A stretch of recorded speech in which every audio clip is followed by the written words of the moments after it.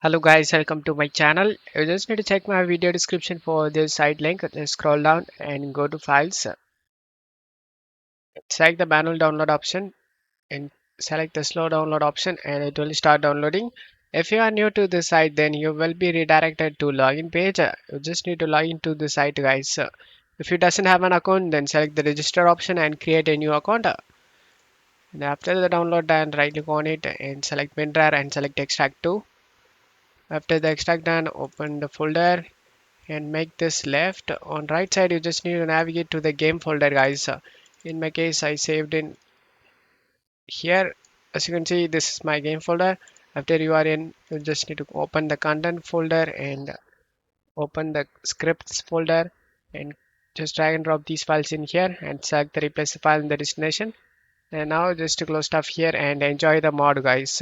Don't forget to leave a like guys. Thank you.